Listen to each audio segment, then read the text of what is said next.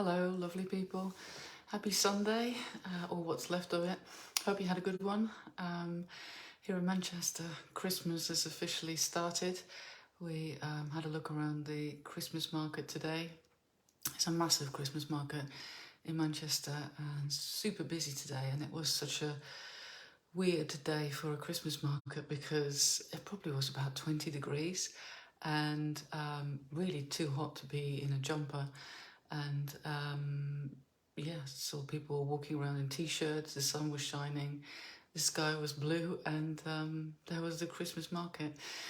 I hope you're not getting into the fuck it, it's Christmas, I can eat and drink whatever I want kind of mood too early, because it's only mid-November, and so there's another, 5, 6 weeks till Christmas. And yeah, there is a little bit of a risk when Christmas markets start to happen, and that, everything's decorated. All the Christmas food and snacks are in the shops, that you get into that mood where you're just going to be eating mince pies all day, every day, and eat and drink what you like, because you're going to start again with your health goals after Christmas. But you can do a lot of damage in 5 to 6 weeks, so I probably think it'd be good not to peak too soon. And definitely keep going with your little weekly goals, because that's what's going to help you to limit the damage that can be done over the Christmas period and still have some fun.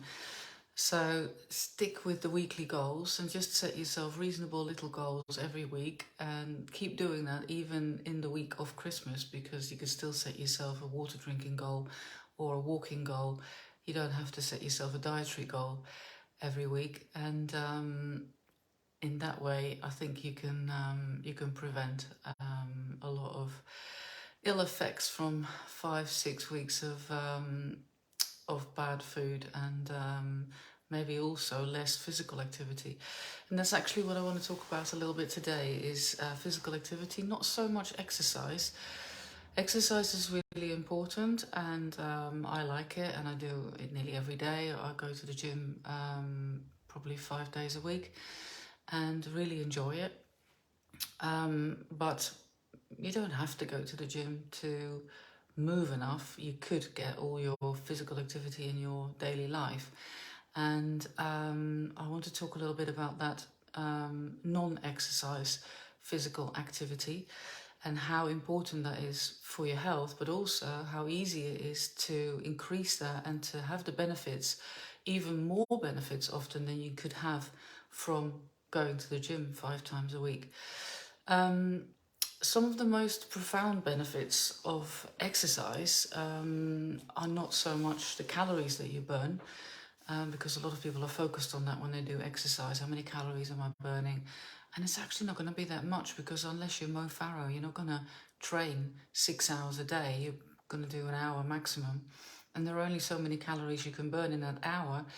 And often from what we see is that when people do go to the gym or a class, that they tend to eat more when they've done exercise. That's a very common thing to happen. And so then, a lot of those calories are undone, or the calories that you used in the gym, you're just going to replenish by eating more.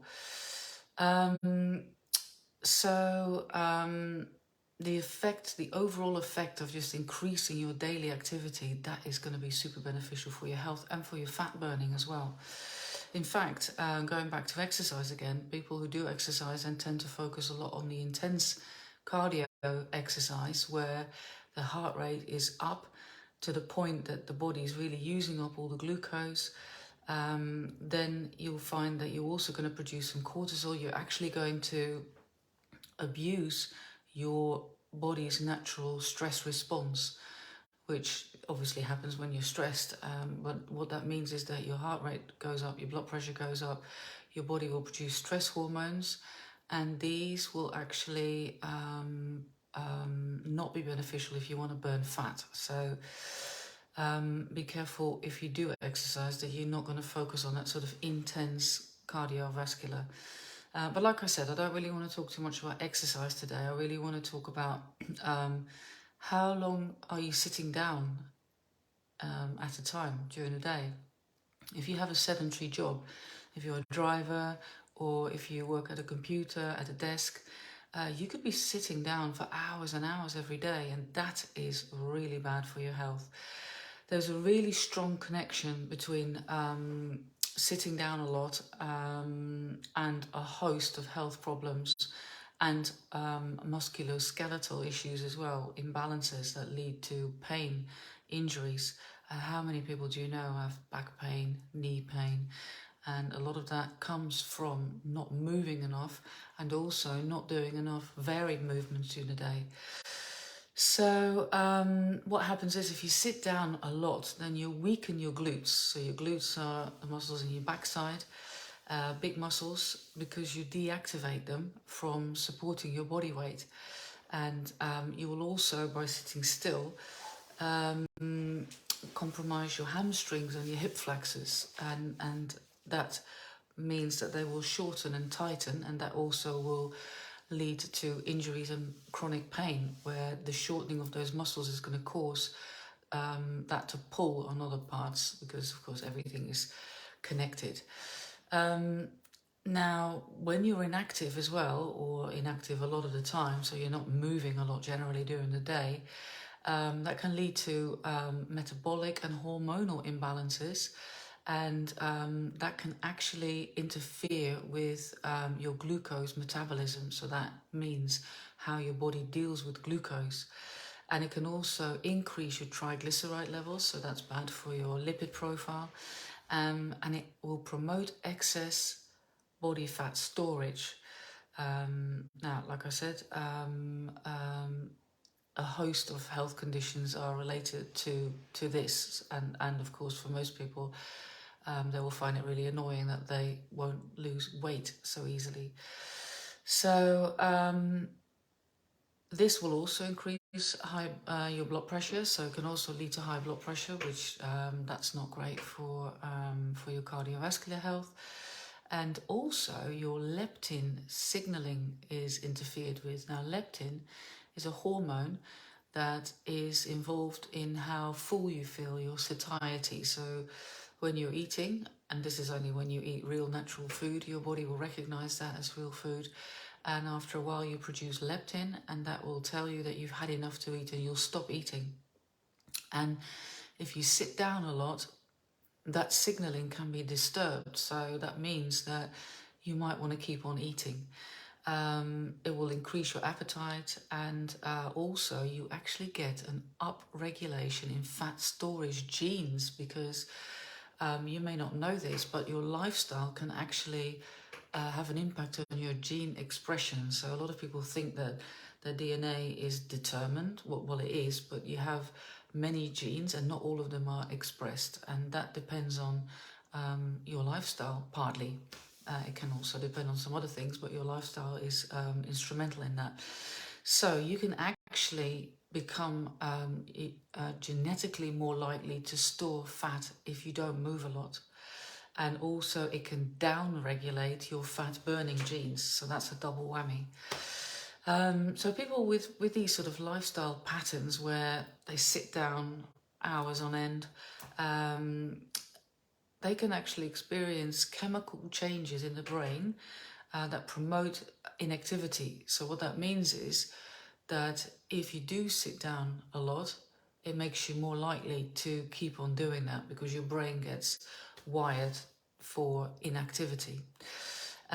Whilst other people who have a habit of moving more, they have a brain that wires them to move more, so they're encouraged to move more. Now, there are some people, and you may know some of these people, who are just naturally more physically active. You know, I keep forgetting what they're called. What are they called? They're not called a fidget. Fidgets, that's what they're called, I think. People always stand up, sit down, pick things up, move them, can be really irritating to work with or live with, you know, because it's a little bit sort of stressful when people are moving around like that all the time. So there are some people who naturally a little bit more hyper, if you like, than others. And so we think that that is what it is. You know, you are either hyper or you're not. But you can actually change that. You can rewire your brain to become more naturally and spontaneously active. So how cool is that? And also by adding more daily movement and making this sort of movement into habits, you can actually reprogram your genes to burn rather than store fat. So just like I said before, if you're inactive, you can have an upregulation in fat storage genes and a downregulation in fat burning genes. But if you're more active and that becomes a habit, then you can actually rewire your genes to make you burn more fat. So how cool is that? Yeah, so these daily sort of habits that you can develop could be something like going for a 10-minute walk after every meal, which is great because it will already then start to sort of help prevent these massive insulin spikes that you can get after meals, 2 hours after you eat a meal. If you do go for a little walk, and it doesn't have to be a massive walk, even a 15-minute walk can halve the increase in your blood glucose levels 2 hours after you eat a meal. So that's significant. Yeah, get into these kinds of habits where you just regularly move your body, and that doesn't have to be exercise. It could be walking. It could just be a little bit of movement. So what is also important to realize is that if you are one of these people like me who like going to the gym and you go 5 times a week or 3 times a week, or however often you go, if you've been to the gym, don't think that you're immune from the dangers of sedentary behavior. Even if you've been to the gym for an hour in the morning, it has shown that if you then don't move a lot during the rest of the day, which can often happen because people who've been to the gym in the morning can be a little bit smug and think, oh, been to the gym, tick, done my exercise, don't need to move my ass for the rest of the day.